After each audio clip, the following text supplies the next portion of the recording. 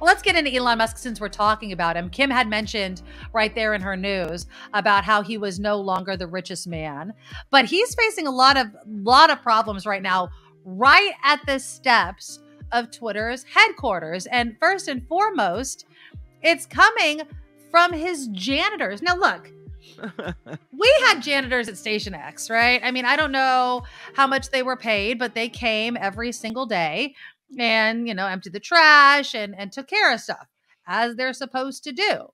Apparently, in addition to firing all kinds of employees, he's not letting these janitors in to do their job. Now, there was one janitor who was being interviewed. Now, this report is from NBC News Bay Area, so I want to give them credit. Her name is Olga Miranda, and this was outside, I think this was either Monday, it might have been Monday, when the janitors were protesting outside of Twitter. Our cleaning contractor at Twitter was told by Twitter that they are cutting the contract. So we have about 48 families out of work.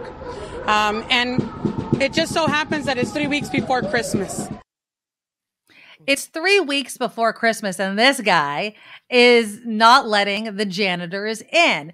There's some more sound we have of some Twitter employees because these people are just saying, let us do our job, let us get a paycheck. At a certain point, I was told as a manager that I might get fired if I gather my team just to hear their questions or concerns. I watched as my laptop shut down at 9 p.m. and all of my access get revoked. Attorney Lisa Bloom also says Twitter promised severance packages to employees ahead of the Musk takeover. Yeah, so it does seem that he's getting himself into quite a pickle, not to mention they're investigating the beds. So apparently Elon Musk has created makeshift bedrooms at its headquarters. Elon Musk wants to instill a hardcore culture at the company. A spokesman for the department says they are investigating to make sure the building, this is the Department of Building Inspection, to make sure the building is being used as intended.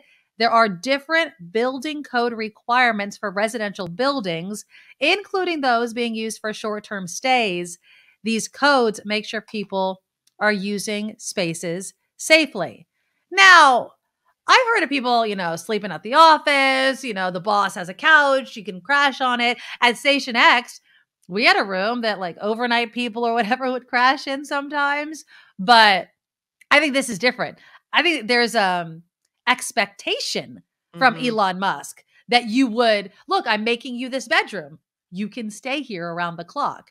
No, thank you. I would not want to do that at all. So I would think that it would violate all kinds of work rules. Now, when you have a call room, they call it, in a hospital where you've got physicians on call 24 hours a day, that's different. They can sleep if they want. They don't have to. It depends on what the workload is. Right. But that is for a reason.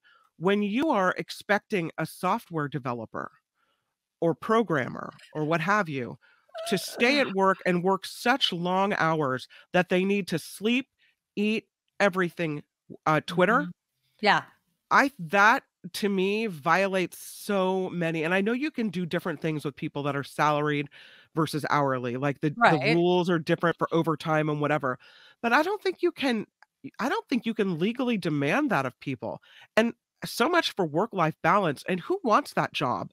Nobody. Who wants to be told you're going to have to leave your family or your pets or whatever else, and you're going to need to sleep here until we get this worked out? Really? Well, I mean, and the thing is we're not talking, I'm not trying to, diminish the hard work that these people do, but we're not talking about working in an Amazon warehouse. I mean, I would imagine that the people that Elon Musk needs for Twitter are like engineers because he fired all of them, right? I mean, you need people that have a certain skill set, but their skills are in high demand. So if I had my choice between working for this asshat that wants me to sleep there and could fire me willy-nilly, or going to another company that may better recognize my skills and talents and treat me like a human being, guess what company I'm going to go work for? But then did you see Musk's response to the criticism? Because, Mayor London Breed, San Francisco Mayor London Breed was criticizing. Look what he writes.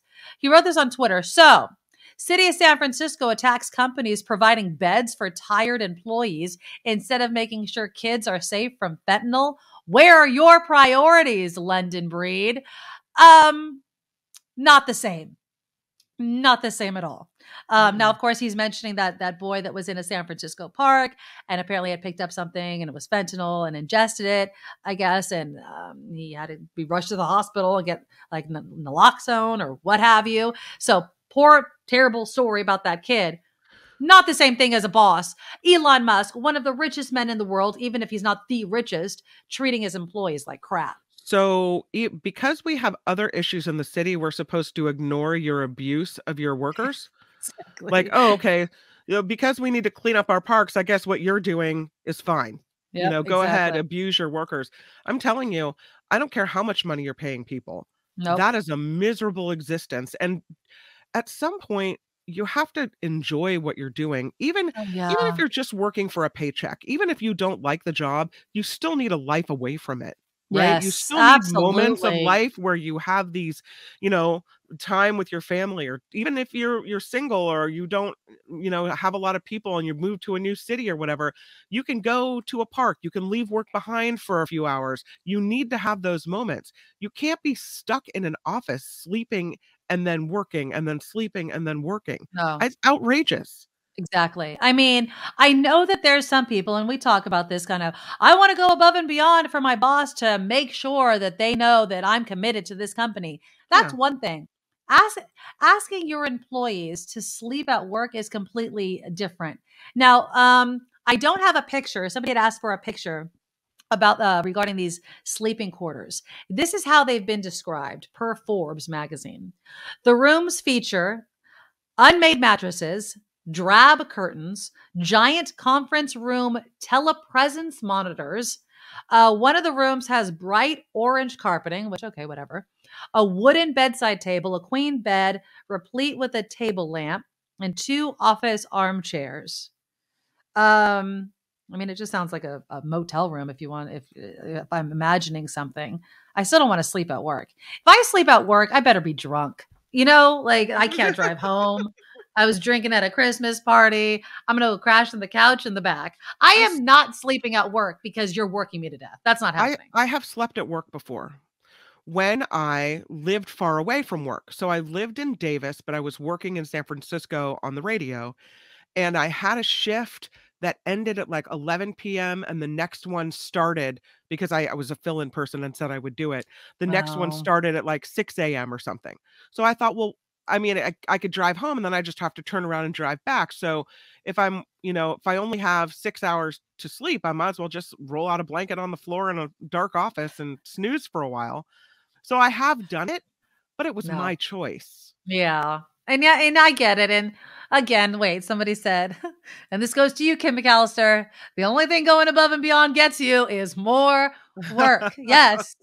There was ever a true statement. Eric Kennedy has it right then and there. Oh, look, she's willing to sleep here. And then all of a sudden it's like, Kim, you can sleep here again, right? And then all of a sudden, you might as well be paying Well, rent. the Goog, that's why they provide The what? meals, the Goog, the Google. Oh, Google. I That's was the like, Goog. I call it the Goog, the Goog. That's okay. why they provide a great restaurant. Well, several They restaurants did. all over the Yeah. Google campus. They They had, do. Mhm. huge cafeteria, everything free. They have washer dryers. They have nap pods. They have all these things. They've Uh-huh. chair masseuse, right? All these things that are perks. But what they really are designed, because you think when you go there, oh wow, My this is God, yeah. amazing. But what they're designed to do is to get you to stay there longer. So if you can do your laundry, at You don't work, have to go home. Why then would you in have to go between home? you're going back to your desk and you're doing a little more coding, going to fold your clothes, going back to your desk, doing more coding. Let's wait. We'll have dinner at Google. Okay, I'll wait an extra couple hours so I get free dinner. Do an extra Yeah. more couple hours of code. So it's perks, but it's also designed to keep you there, right? You have to ask yourself, why am I getting this perk? Is this Mhm. a perk for me or is it a perk for them? Because all of a sudden, if I have to say, hey, I have to go home, I haven't seen my family in a while. It's not like they're housing my family. Yeah. Oh, I have to go home and I have a long commute. Oh, you could just sleep here. Oh, look, we have all of these restaurants. But then Yeah. you realize your morning, noon, and night is this company. And for what? For what? Are they compensating you? Are they giving you something more that's going to benefit you? And again, going back to the wages, you can pay people as much as you want to, but if their life sucks and they have no life, it's only going to last for so long. People need to be more than what they do for a living. They just have to, or they're going to become miserable, absolutely miserable. Let's see. This person says it's for people who live in their cars or vans. Yeah, I mean, that could happen. Several of them at Apple that my husband knows. Wow. I mean, the yoga room had said there are so many on visas and they quit if they have to leave the country, and Musk knows this. So that's a good point, yoga room. You know, when you have people under your thumb because of their situation where they don't want to rock the boat because God forbid they get kicked out of the country and they've set up a life here. I mean, he could just pull that card. And then all of a sudden they have to uproot their whole entire family. Maybe their spouse has a job that they can't move for. Maybe their family can't move. Their kids are in school. I don't know. It's a huge responsibility to own a company as large as Twitter. But you have to treat your employees properly. You just have to. Jorge Rivera writes in, that's how work culture is in Japan. Long hours, a lot of overtime. Also, when there are deadlines, people sleep in the office, especially video game developers. Now, I've watched that show on HBO, right? Silicon Valley. Mm-hmm. And it's kind of that thing. It's that startup mentality, right? Twitter's not a startup anymore. Okay. It is a full-fledged company. They could treat its employees properly. I don't know what Elon Musk is doing. All I'm saying, to put a finer point on this, let the janitors in. Can you imagine what that place looks like? You know damn well he is not picking up the trash. Who's doing that? It's probably the grossest place. If anyone knows anybody that works at Twitter, have them friggin' send us pictures or something. Come on. I want to know what it looks like in there. I really, really do. By the way, I think I only slept once at work because my coworker who had the shift in between, this is a weird story. Okay. She was into S&M and also you have me intrigued. She was also into physical alteration, like changing your appearance in a weird sexual way. And she was dating this guy who had changed his teeth to look like a vampire. Oh, yeah. So, like, he actually physically altered him. I don't know if you have go to a special dentist. Yeah, you can get him filed or have something glued on, I think. So, I wake up and they're standing over me. How did you leave this out of the original story, Kim? Well, it wasn't about that. It was just about sleeping. But then I remembered I got to tell her about the vampire thing. So this is the part of the story I wanted to hear. Screw all the rest of Elon Musk story. I'm in a little tiny closed office, like a little tiny radio studio, right? Okay. And I wake up and they're standing over me and they're just talking like nothing nefarious, but I was scared to death. I don't know. No. Like, the guy kind of freaked me out a little bit because he had vampire teeth. Something's wrong with that. I mean, if that's your thing, that's your thing. Not my thing. So I don't know. I just kind of shocked awake. I sat up and then I got out of there fast and I never slept at work again. No, I would not either. Did you tell anybody, like higher ups? No, they didn't do anything to me. They were just in my space. That's all. Wait, okay. So you were sleeping in a room that anybody could walk into. It wasn't like your personal space. No. Did they know you were sleeping in there? Yes. And they went in there anyway? Yes. Yeah. You're lucky you woke up, girlfriend. I'm telling you. Well, I mean, I don't think they would have. You could have had like bite marks on your neck. You don't know. Something. I don't know, but I was like, I gotta go. What if they wanted to do it in front of you while you were sleeping? Ew. Kinky people are kinky people. I don't know. I'm just trying to think of something. Maybe you slept through it. Maybe. I don't know. Oh, yes, that is Kim, so weird. It is so weird. It is so weird. I mean, I don't know. I don't think that I don't have any cool stories like that for work. I mean, you kind of catch office romances here and there, and I had them in Sacramento, San Francisco, places like that, but nothing like people are doing kinky stuff in a room that I'm sleeping in. I mean, it's a very small room. Like, it's really only big enough for one person. So what the hell were they doing in there? They were doing something to you. You should get hypnotized and find out if they did anything to you. I think they were just trying to freak me out because I woke up and they were laughing. And then I was like, I gotta go. I don't know. You were too nice. I would have cussed them out up and down. Like, what the hell are you doing in here? I don't know. Maybe not. Maybe I would have laughed. No matter how friendly. Were you friendly with them? Like, I mean, she was nice but odd. She used to talk to me about. This is so gross, you guys. She used to talk to me about sticking needles in her boob.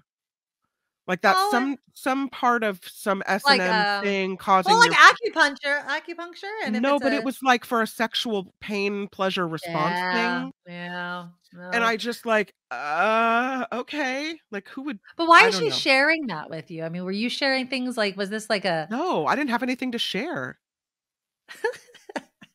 I was really. I don't know how you get yourself into these situations. I know. People have these conversations with me. I fully enjoy having these kind of conversations. Sure.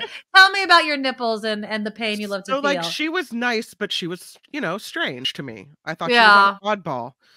We're going to talk about nipples later on in the show.